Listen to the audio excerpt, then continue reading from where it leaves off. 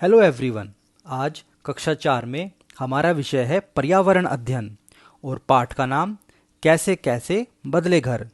तो चलिए इस वर्कशीट के प्रश्नों को हल करते हैं। प्रश्न नंबर 1, बादल में लिखे हुए शब्दों की मदद से कहानी पूरी करिए। तो हमें यहाँ बादल में कुछ शब्द दिए हुए हैं जिनको हमें रिक्त स्थानों में भरना है। तो चलिए इनको भरते हैं। अंग्रेजों ने भारत पर 200 वर्षों तक शासन किया।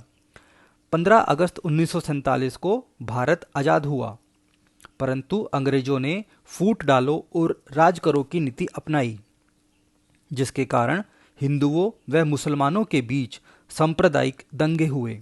इसका परिणाम यह हुआ कि ब्रिटिश शासित भारत दो स्वतंत्र देशों भारत और पाकिस्तान में विभाजित हो गया।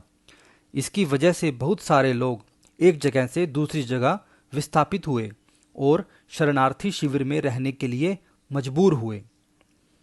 तो चलिए अगला प्रश्न करते हैं। प्रश्न नंबर 2, यहाँ पे हमें एक मानचित्र दिखाया गया है जिसमें आज़ादी से पहले का भारत की एक इमेज है। दूसरे में हमारे पास आज़ादी के बाद का भारत है। मैं आपको यहाँ याद दिला देना चाहता हूँ कि आपकी वर्कशीट में कुछ मिस प्रिंटिंग हो गई है। भारत का मानक मैप यही है जो इस वीडियो में दिखाया गया है। तो चलिए प्रश्न नंबर 1 करते हैं। क्या आप दोनों नक्शों में फर्क बता सकते हैं? आज़ादी के बाद अस्तित्व में आए दो देशों के नाम बताइए। तो आज़ादी से पहले भारत बहुत बड़ा था। आज़ादी के बाद भारत और पाकिस्तान नाम के दो देश अस्तित्व में आए। बाद में पाकिस्तान के दो भाग हो गए। अब पूर्वी पाकिस्तान को एक अलग देश बांग्लादेश कहा जाता है।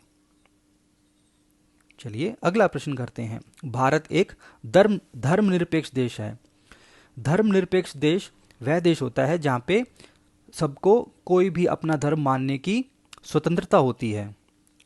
तो अगला एक प्रश्न करते हैं। क्या आपका कोई ऐसा दोस्त है जो अन्य धर्म से संबंध रखता है? हाँ। अगर हाँ तो उसका नाम बताइए।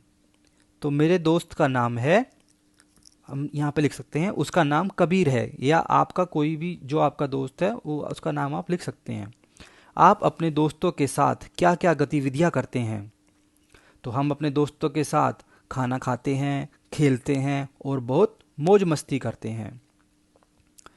आप अपने दोस्तों के साथ मिलकर कौन कौन से त्यौहार मनाते हैं? हम अपने दोस्तों के साथ मिलकर होली, दिवाली, ईद, क्रिसमस या और भी अन्य त्यौहार, किसी का नाम आपको आए तो आप वो भी लिख सकते हैं। प्रश्न नंबर 4, चित्र देखकर पहचानिए और नाम लिखिए इन लोगों को जो हमारा घर बनाने में मदद करते हैं। तो पहला चित्र है प्लम्बर का, हिंदी में इसे पानी वाला कहते हैं।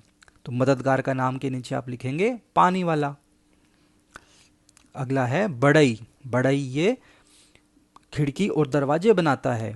अगला है मिस्त्री, यह हमारे मकान बनाने में हमारी मदद करता है। अगला है मजदूर। और सबसे आखिरी बिजली वाला या इलेक्ट्रीशियन, ये हमारी बिजली ठीक करता है।